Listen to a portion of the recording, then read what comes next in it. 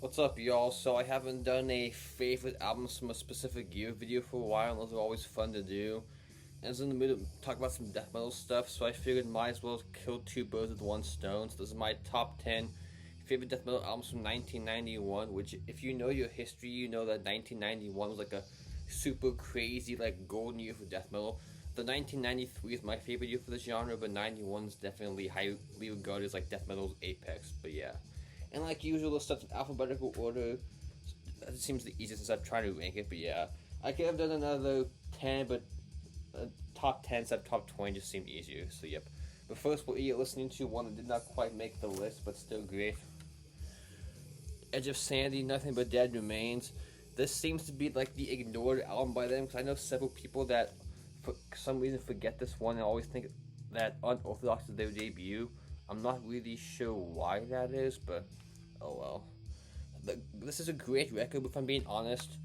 From everything from this up through Crimson is probably my least favorite, but that's not really saying much because like their first like 5 or 6 records are all at least like an 8 out of 10. So yeah, good record, but not my favorite though. That would definitely be the Spectral Sorrows. But yeah, I just said great band, and I wish they were still together. But who knows? I don't think Dan's really doing much music anymore anyway. So oh well. Oh yeah, this is a 2006. Oh, does it say 2006? No, it's a Black Mark press, but I don't know if it's a bootleg or not, because if you know, Black Mark stuff's always pretty hard to find, so good luck. But yep. You first up, let me see something. So of all the albums on this show today, there's only like 2 or 3 that are my favorite albums by the band. Like a lot of these bands, like my favorite album may be one after before it, but this is the first case of this album, so not my favorite by this band, but probably my second favorite. Asphyx, The Rack. Last One on Earth is definitely my favorite record by these guys, but I've mentioned before, I don't think Asphyx have a bad record. I definitely stand by that. I love their stuff without Martin Van Drunen too, which might not be a popular opinion, but like Crush the Cenotaph and God Cries are super underrated, and I think they deserve more love than they get just because there's no Martin. But anyway, as far as the production goes, this is probably the most heaviest and like I would say this has Martin's like most dehydrated vocals outside of Consumer Impulse, which they aren't really like Asphyx clones, how they're like Incantation or Immolation or Bolt Thrower Suffocation clones, but a lot of bands try to replicate his vocal style, like this super like dehydrated sound, which you hear a lot of that in modern death metal nowadays, which I'm getting kind of sick of it because a lot of the bands they pale in comparison to what he did back in the day, but oh well. But if you try to replicate someone, might as well replicate one of the best though, so I kind of get it. This is a Century Media 2006 press that also has a Live in Holland 1991 show, which you can see on the back. Yep. Asphyx, The Rack, like I said, if you're new to them, Last One on Earth is the one I recommend, but like I said, all the records are great though, so yep. Asphyx, The Rack. Well, you knew this band would be coming since it's me. Let's get this out of the way. I mean, obviously, you know my taste. This was an obvious one that had to make the list. Bolt Thrower War Master. Probably my second favorite. Very obviously, For Victory is my favorite because I've mentioned that album a bajillion times. But another band like Asphyx didn't have a bad record. This is probably where they found, I think from this record going forward, they didn't make the same album over and over again, but they definitely had the formula for like their sound going forward nailed down perfectly on this record. Because the debut, In Battle There Is No Law, is definitely more like crusty and punky influence, and Realm of Chaos is more like heavier and down tuned, which this record they changed tuning. I think the first 2 was like drop A, and this one they went C sharp standard for all the rest of the records. But yeah, favorite on this one probably Cenotaph, the title track, and Afterlife, or what dwells within. But yep, this is an earache. I want to say like 2014 or 13. That's when I bought this. This was actually the very first album I ever bought on vinyl, which is pretty cool. Love that like replica, like rough draft of the album. Yep. I wish their t-shirts were not like $300 because I really want a t-shirt of this. I have a couple, but they're both bootlegs, so an official one would be nice, but I'm not trying to spend $300 for a t-shirt though. Oh well. So again, even though Fourth Victory I think is my favorite, if you want to start with Bolt Thrower, this is where I recommend to go, because this is where they nail down the sound going forward. Yep. Bolt Thrower, War Master, Earache Records, and this was Century Media. I'll try to mention the label again. It's staying in the UK and staying on Earache. Another not surprised because I wear this band's t-shirts a lot. So this is Carcass Necroticism. This might be an unpopular opinion, but honestly, of like their best trilogy for me is Symphonies, this and Hardwork. This is honestly my least favorite, which I know definitely hot takes. I know tons of people that say this is like the best record period, which I get it, but for some reason I tend to listen to Symphonies and Hardwork more than this one. I'm not really sure why, but I don't know, man. I find it kind of odd when people don't like Hardwork but they like this album, because if you listen, this definitely closer to Hardwork than it is Symphonies, because not really any of like the grind elements anymore, but that was kind of odd though. Favorites on this one besides the two obvious ones, probably Panegyri Butchery or the opening track, Improgation. But yeah. I mean, obviously, this one has Insolvent Abuse and Corporal Jigsaw Quandary, which that opening riff is one of the best death metal riffs.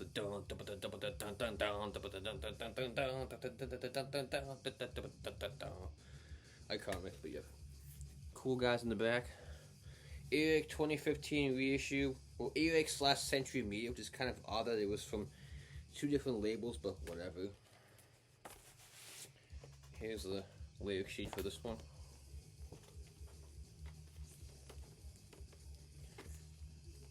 I kind of wish they played more songs off of this record, but they play the two best ones, so I can't really complain though, but yep. Awesome record, but like I said, not my favorite though. But still great. The Carcass Necroticism, the Scanty, and the Insalubrious. Alright, let's go to... Let me see something. Yeah, this is the only band from Finland I'm mentioning today, because a lot of those bands either seem to do an album in 92 and 93, not a lot in 91, but... Got this bad boy, Convulsed Without God. By far their best record, honestly the only one I like. I've tried their other stuff, man, but... they changed style and not for the better, but that's just me. There's a super nice Fudge Records reissue, which Fudge always does killer albums, so... I forget who it was originally. I think it was like Thrash Records or something. One of the old like Finnish labels did the OG, but this also has the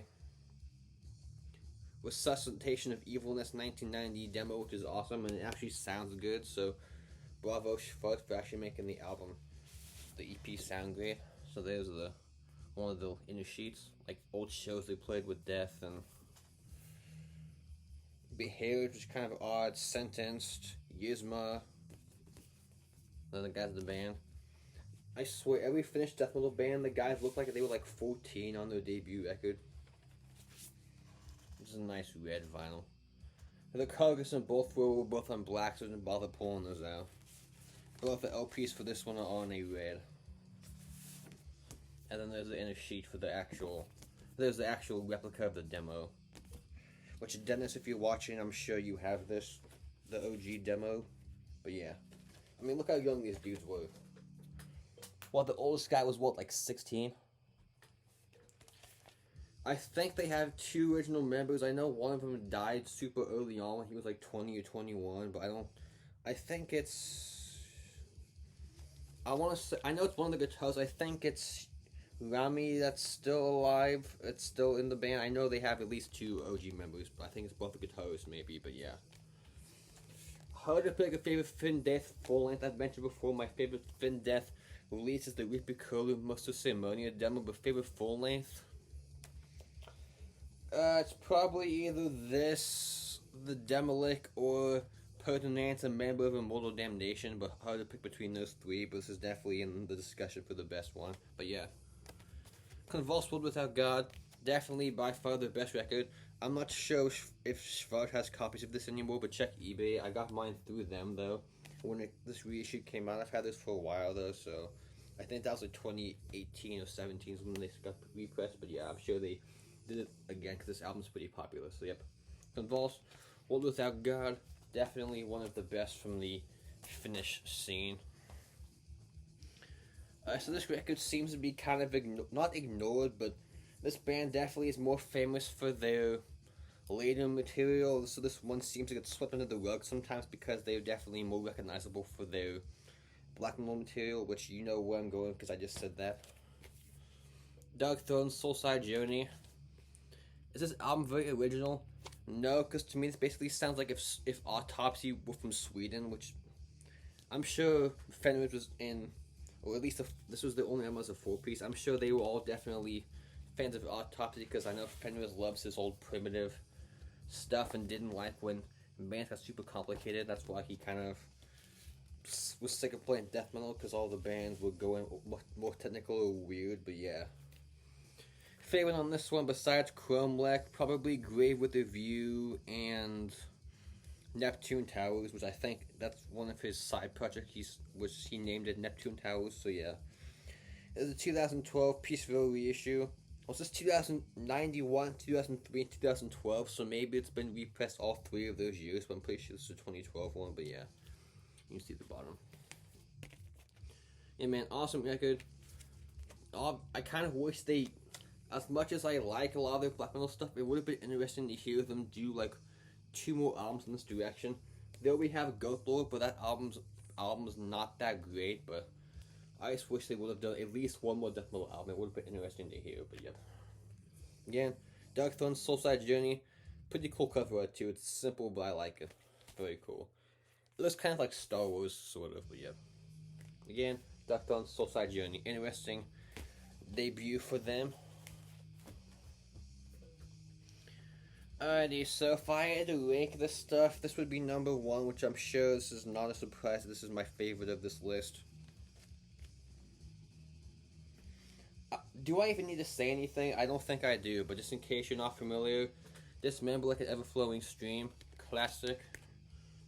Probably the best, not even probably, it's my favorite Swedish death metal album, maybe. I only say maybe because I go back and forth between if I like this or Indecent Obscene, the follow-up better, because I could switch back and forth, but they're another band I don't even have anywhere close to a bad album. Yes, even Maximum Killing Capacity, that record is one of the best, and anyone that disagrees, you're right to your opinion, but I completely disagree if you don't like that one, but oh well. Nice Blue. I did the whole video just based on the box set, so I'm not going to go into this in grave detail again, but oh well. Guys in the band. Spoiler, Clandestine did not make the list, so oh well. Well, that's Entomb. So I know there always seems to be a battle between which album's better, this or Left Hand Path. I think this completely annihilates Left Hand Path, but that's just me. Favorite on this one, besides Override the Overture, because that's one of the best like opening death metal songs ever on any album, or just best opening song in metal period. Besides that one, probably Dismembered, Skin Her Alive, and Death Invocation. But yeah, great record, one of the best, and I'm finally seeing them in October, so that should be great. Hopefully they don't cancel again and I get screwed over, but oh well. So yep, Dismember Like an Ever-Flowing Stream. Like I said, if I had to rank these, number 1. But considering I bought the box set, that probably should be pretty obvious. You got a couple CDs. Let's go to the Netherlands again. I guess let's put out the Nuclear Blast if I did not mention that last year. I'm sure they still have like individual copies you could buy outside of the box set. Alright, let's go to the Netherlands, like I just said. Gorefest Mind Lost. Definitely part of the big 3 of Netherlands death metal, along with Asphyx and Pestilence, maybe? No, actually, no, it's probably these guys, Asphyx and Sinister, what I consider the big three of Netherlands death metal, though my favorite of the group is definitely Asphyx because they're the most consistent. Even though I love this record, they kind of dropped the ball at one point, but luckily their last two records before they broke up were Awesome Returns to Form, so that is killer. Super heavy and chunky, which, if you know the Netherlands death metal, you know they're super heavy and like pummeling style of death metal.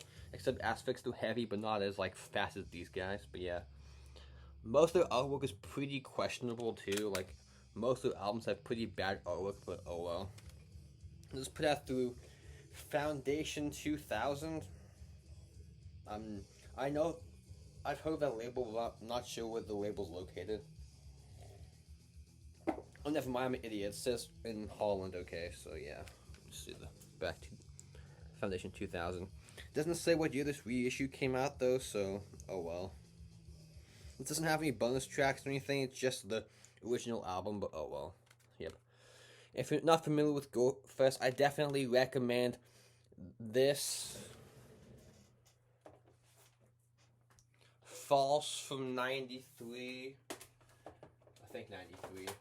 And then their last record, Rise to Ruin. This is easily the best that they've done since False. That was a killer return to form and great final album. But this one, that's still my favorite though, so yep. Gorefest, Mind Lost. So if you want them like at their fastest, it's definitely this, because False is more like mid-pace and chunky. But yeah, this is most definitely the best though. So Gorefest, Mind Loss.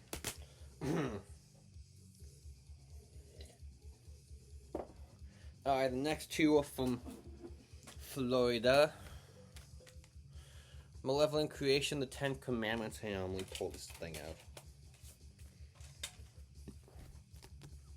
10 Commandments.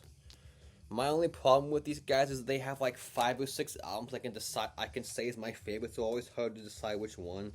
It could be like this, Fine Art of Murder, Will to Kill, Envenomed, Retribution. All those I could say are my favorites. So, and War Cult. So, if I had to pick one, probably this one is the one I'm spending the most time with. But another band that doesn't have a bad record, even though like 90s stuff that no one talks about, is awesome too. Which Sweet Bolt Thrower should gotta represent, and Cannibal. So yeah, favorite songs on this one, probably Injected Sufferance, Premature Burial, and Multiple Stab Wounds. Psychotic Multiple Stab Wounds. Yeah, let's put out through Roadrunner, which I mentioned this in my Roadrunner Records video like 3 or 4 videos ago, but no way I wasn't gonna mention this again. But yeah, not sure. It says Roadrunner 91. It doesn't say what year this reissue's from, but it's probably not an OG because it was pretty cheap. But yeah, killer record. This obviously before Rob Baer from Cannibal Corpse joined, before he was in Cannibal, because he played on Retribution, then he left and played on The Bleeding and Vile, and then he came back and did like their like best 4 since the Retribution. So what was it? Fine Art of Murder, Envenom, Will to Kill, and War Cult. He was on all 4 of those, and then he did like the Hate Plow side project thing. But yeah, killer record, one of the best, and arguably the best though. So yep, Malevolent Creation, the 10 Commandments, 1991 on Roadrunner. Let's do another band. I'm sure it's gonna surprise nobody that they're on my list, because it's me. Morbid Angel, Blessed Are the Sick. Though I prefer that and Altars of Madness to this record, but there are definitely a bunch of bangers on this one. But I wouldn't say it has like middle child syndrome, but this one seems to get like not as much love as this or Altars, but I kind of see why. Though those two are my favorite records by them. This actually has my favorite Morbid Angel song of all time, which is Day of Suffering. That's definitely my favorite song by them. Other favorites that don't get enough love, probably Brainstorm and Rebel Lands. And then like I think Thy Kingdom Come and the title track were the 2 music videos on this record. It was Fall from Grace and the title track, I think, were the 2 video songs. At least the title track was. I don't remember if they did one from Fall from Grace, but I think those were the 2 like singles or whatever. But yep, killer record. A little bit more doomy than Altars, but there is some like faster, thrashier stuff. So they definitely still have their thrash metal influences at this point. And honestly, this has my favorite vocals from David. I think this is like his most evil sounding record.